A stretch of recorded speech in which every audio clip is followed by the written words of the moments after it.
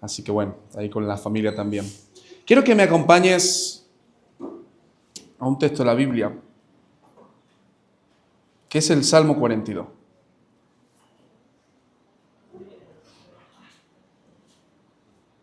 Salmo 42, es un texto muy conocido y voy a hablar de este texto.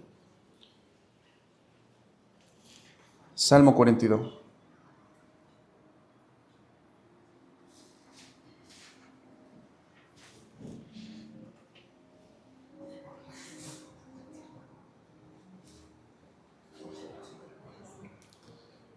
¿Lo tienes? Dice, como el ciervo brama por las aguas, por las corrientes de las aguas, así clama por ti, oh Dios, el alma mía. Mi alma tiene sed de Dios. Y fíjate qué frase, del Dios vivo. ¿Cuándo vendré y me presentaré delante de Dios? Fueron mis lágrimas mi pan de día y de noche, mientras me dicen todos los días, ¿dónde está tu Dios? Me acuerdo de estas cosas y derramo mi alma dentro de mí, de cómo yo fui con la multitud y la conduje hasta la casa de Dios, entre voces de alegría y de alabanza del pueblo en fiesta. ¿Por qué te abate, oh alma mía, y te turbas dentro de mí? Espera en Dios, porque aún he de alabarle, salvación mía y Dios mío. Dios mío, mi alma está batida en mí. Me acordaré, por tanto, de ti desde la tierra del Jordán y de los Emonitas, desde el monte de Misar. Un abismo llama a otro a la voz de tus cascadas. Todas tus ondas y tus olas han pasado sobre mí. Pero de día mandará Jehová su misericordia y de noche su cántico estará conmigo y mi oración al Dios de mi vida. Diré a Dios, roca mía, ¿por qué te has olvidado de mí? ¿Por qué andaré yo enlutado por la opresión del enemigo?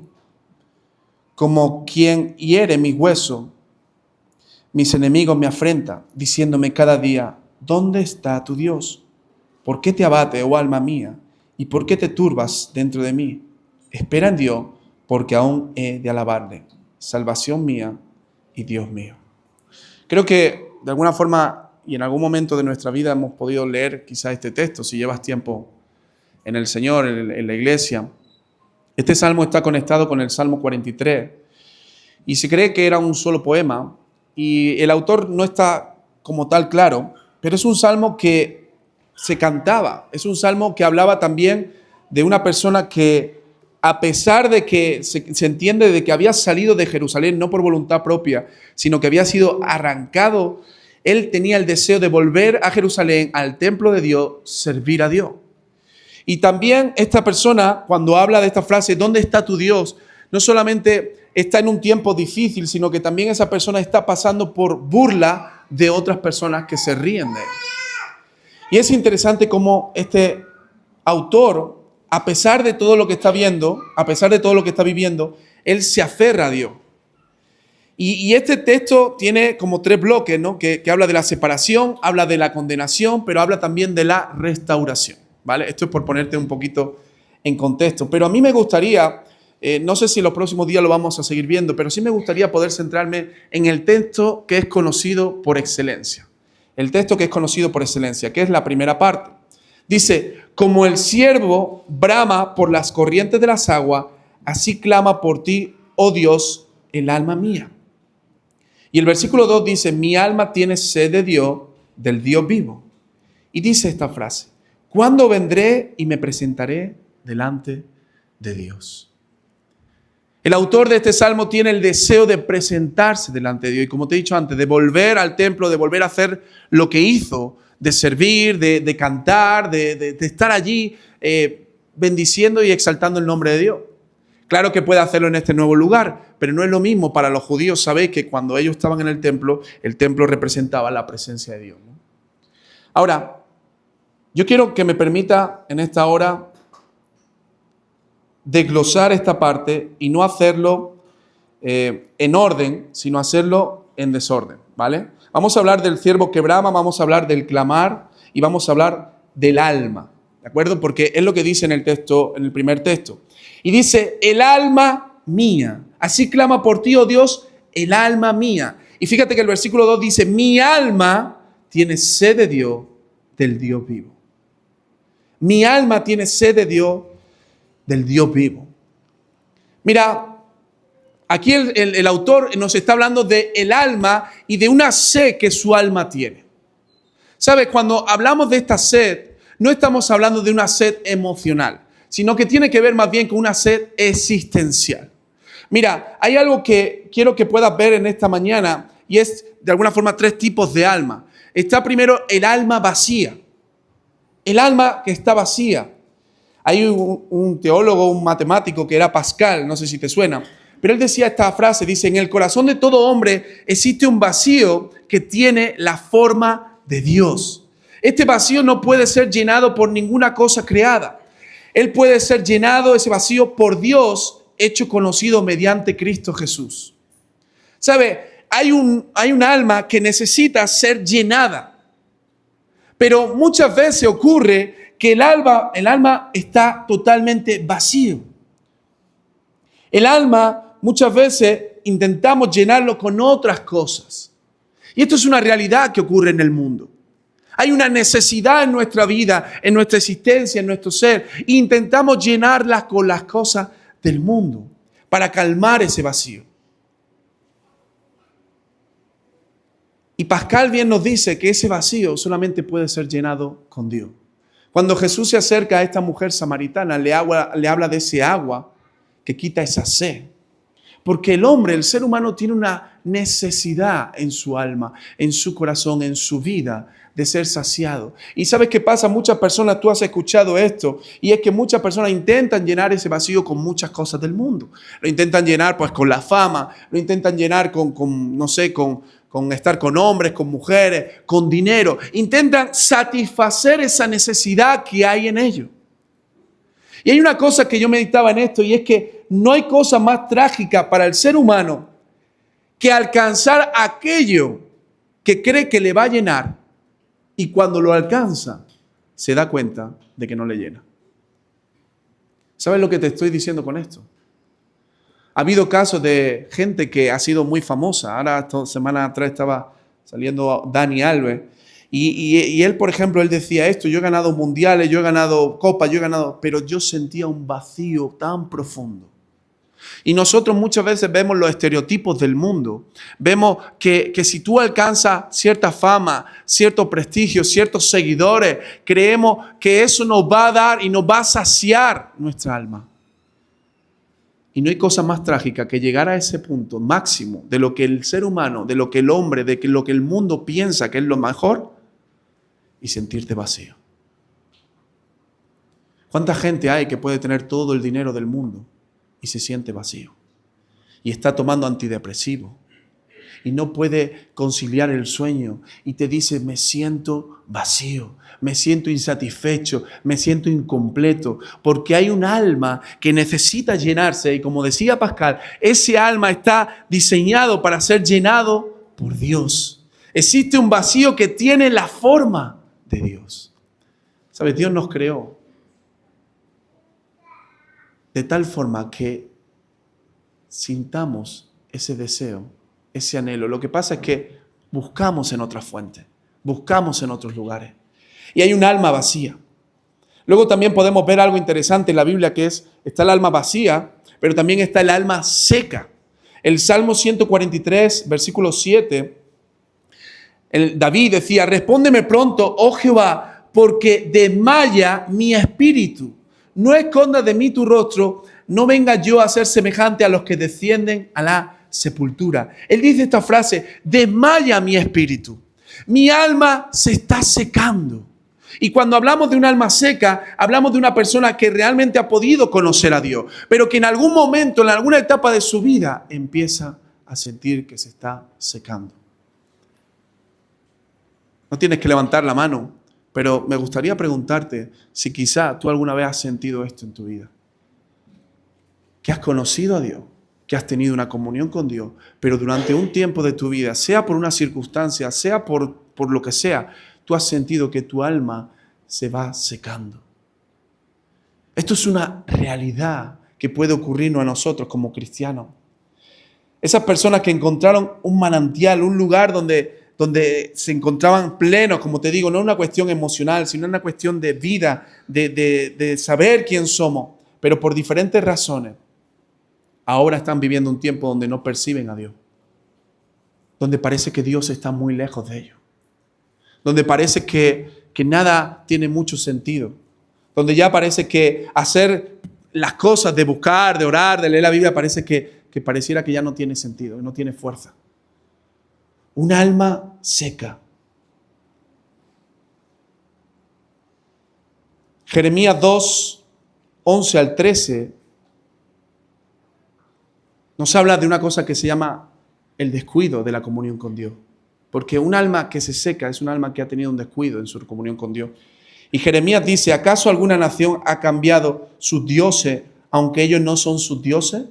Sin embargo, mi pueblo ha truncado su gloria, por lo que no aprovecha. Y fíjate lo que dice Jeremías, dice, espantado, dice, cielos sobre esto, y horrorizado, desolado en gran manera, dice Jehová. Un pueblo que cambió una cosa por otra. Un pueblo que había conocido a Dios, que había tenido esa experiencia con Dios, pero se volvió a las cosas de este mundo, se volvió al pecado y su alma empezó a secarse. A veces pensamos que Dios se aleja de nosotros, pero somos nosotros los que nos alejamos de Dios. Los que poco a poco, en la rutina, en el día a día, en nuestra vida, empezamos a descuidar nuestra comunión con Dios. Hay un alma seca que quizá hoy está aquí presente, que quizá lleva tiempo diciendo, voy a la iglesia porque mis padres me obligan, voy a la iglesia porque me toca ir a la iglesia, hago esto porque me toca esto, pero quizá hay un alma que está totalmente seca y siente que cada vez se está secando más. Y luego hay otro alma, que es el alma que está satisfecha. Y es aquel que ha experimentado a Dios. Es un alma que está satisfecha, pero no es un alma que está conforme, sino que sigue teniendo sed. Por eso, por ejemplo, Pablo decía que todo lo tenía por basura a fin de conocer, ¿a quién? A Cristo. Y yo te hago una pregunta, ¿Pablo no conocía a Cristo? Teológicamente, habiendo estudiado, conocía la palabra. Después tiene un encuentro con Jesús y eso hace que todo lo que conocía pueda entenderlo a la luz de Cristo. Él tenía conocimiento, él había tenido experiencia, dice la Biblia que tenía visiones. El Espíritu Santo le dijo, no vayas para allá. Y otra vez le repitió, no vayas para allá. Él tenía una comunión con el Espíritu Santo, él tenía una comunión con Dios. Pero sin embargo, él nos dice esto, que su deseo es conocer más a Cristo. Y esto es exactamente, hermano, lo que nos está hablando este salmo que está aquí. Mi alma tiene sed de Dios, del Dios vivo. A.W. Tozer decía, oh Dios, he probado tu bondad y me ha satisfecho y a la vez me ha hecho tener más sed de ti. Soy dolorosamente consciente de mi necesidad de recibir más abundante gracia. Aquel que ha conocido a Dios, aquel que ha tenido un encuentro con Dios, no dice, oh, ya está. Lo he conseguido, estoy saciado, sino que eso despierta aún más sed por Él. Por eso el salmista, el que escribe este salmo, dice, mi alma tiene sed del Dios vivo. Y yo quiero que en esta hora tú puedas un poco analizar, reflexionar, hacer introspección sobre cómo está tu alma a día de hoy. Sí, tú puedes, quizá, no sé si habrán otro grupo, pero podrías clasificarte en alguno de estos tres grupos. Sería muy fácil decir, yo estoy en el de Pablo, ¿no? En el de el conocer más. ¿Sabes? Cuando una persona está en ese alma satisfecha, ocurre algo, y es que esa persona es una persona que no se está quieta. No es una persona que se acomoda, que se queda estancado y dice, no. Es una persona que siempre va a ir buscando más, anhelando más. No solamente recibir, sino también dar. Servir al Señor. Hacer la misión. Hay algo en su corazón que dice, necesito más, anhelo más, quiero conocerte más. Y sabes, por encima de todo, hermano y hermana, lo que te quiero decir es que nosotros fuimos creados para tener una comunión con Dios. Nuestras almas van a estar saciadas cuando tengamos comunión con Dios. Desde el principio tú puedes ver que el ser humano es creado por Dios para tener comunión. Dios no necesitaba al ser humano, pero a Dios le plació crear al ser humano para tener comunión con Él. Y durante toda la Biblia tú vas a ver cómo Dios está buscando tener comunión con el ser humano. ¿Sabes? Dios es el primero que quiere tener comunión contigo y conmigo. Que tu alma, que mi alma sea satisfecha, no en los placeres de este mundo, no en las cosas materiales, sino en Él, en el Señor. Ahora fíjate que dice,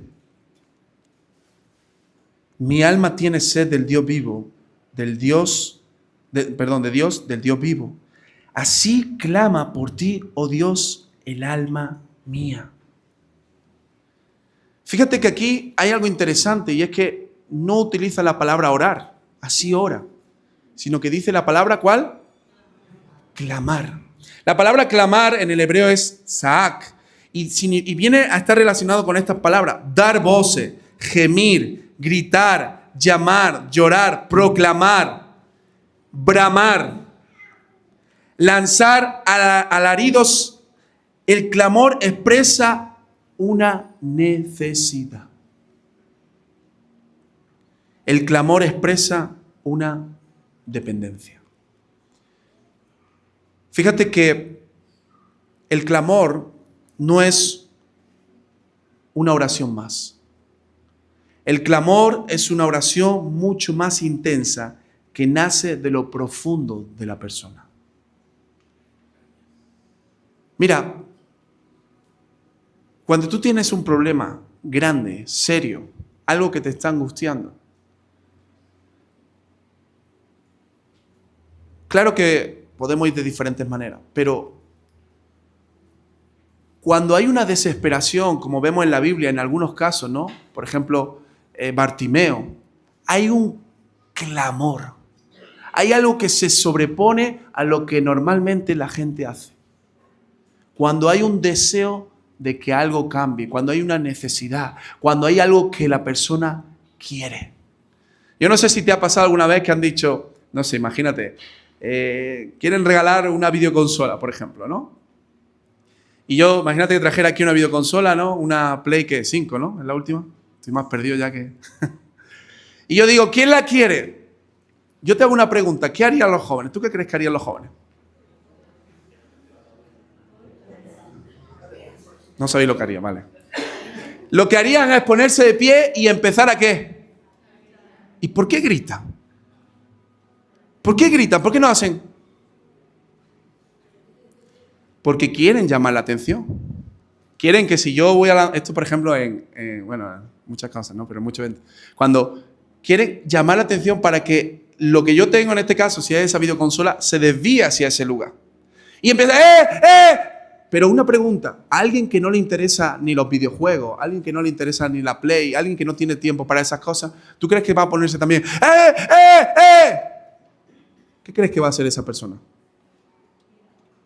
¿De qué? Mirar, reírse, quedarse sentado. ¿Por qué no tiene interés en eso? Porque no es algo que diga, esto a lo mejor puede pensar, esto me lo puedo comprar yo y me puedo comprar hasta 5. Pero un joven, ¿no? Con poco sueldo, con tiempo libre, pues dice, tráelo para acá que yo lo quiero. Y ¿sabes? Yo quiero decirte algo importante. Y es que la Biblia utiliza la palabra oración, pero también hay momentos donde utiliza la palabra clamor. Y el clamor no es una oración.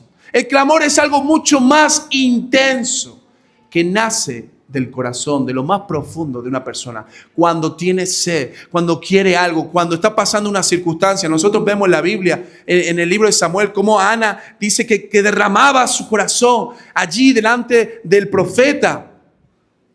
Y delante del santuario estaba allí clamando porque había una necesidad, una desesperación. Cuando tú estás en un estado que no es el estado normal, sale un clamor. Y el salmista aquí dice, así clama por ti, oh Dios, el alma mía. Mi alma clama por Dios. Ahora te hago una pregunta y no me contestes en alto. ¿Tu alma clama por Dios? Muchas veces asociamos que clamar es gritar. Y como te he dicho, la palabra clamar está relacionada con cosas como gritar, como llorar, como bramar, pero no tiene por qué ser solamente gritar, ¿vale? El clamor tiene que ver con el cambio en la actitud de la persona, con algo que dice, necesito, anhelo, me esfuerzo. El clamor, fíjate, tiene que ver con la fe, pero también tiene que ver con la perseverancia. Una vez más, Leonard Ravenhill habla del clamor y dice, el clamor no es solamente levantar la voz. Él lo relaciona con una oración agonizante, con un dolor, fíjate, de parto espiritual. Algo que nace de lo profundo de una desesperación. Este hombre tenía una desesperación. No era una desesperación de conseguir dinero, no era una desesperación por ser famoso, era una desesperación por ver un avivamiento. Y a mí me encanta este autor, porque este autor habla mucho acerca de la oración, pero habla de esa oración intensa que tiene que ver con un clamor, que tiene que ver con una desesperación. Hay un deseo profundo, hay un hambre espiritual, hay un deseo de conocer mucho más a Dios.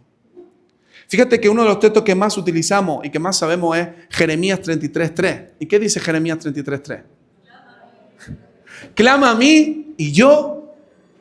Espérate, ¿qué dice? No, pero la primera parte.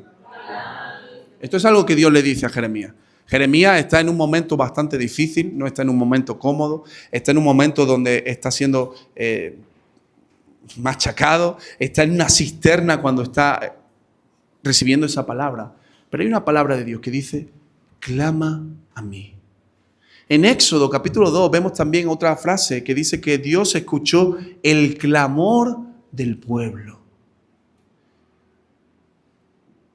Cuando hay una persona que clama, cuando hay una persona que de lo profundo habla con Dios, ¿sabe? Dios no es ausente ante eso. Dios pone su oído, Dios escucha y Dios actúa. Pero qué importante es que nuestra actitud, no solamente una cuestión de nuestra mente, de nuestro espíritu, de nuestro cuerpo, sea también esta actitud de decir, mi alma, mi vida tiene sed del Dios vivo. Tengo el deseo de conocer más a Dios. Tengo anhelo por conocer más a Dios. Estoy desesperado por conocer más a Dios. Cuando hay una persona que dice estas cosas, es una persona, te aseguro, que clama. No es una persona que, bueno, Dios, no, es una persona que es guerrillero, vamos a decir así. Tiene el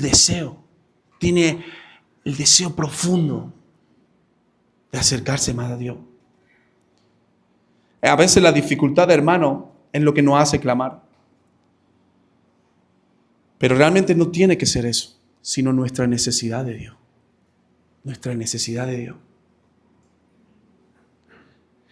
Y tú vas a ver en la Biblia que cuando hay gente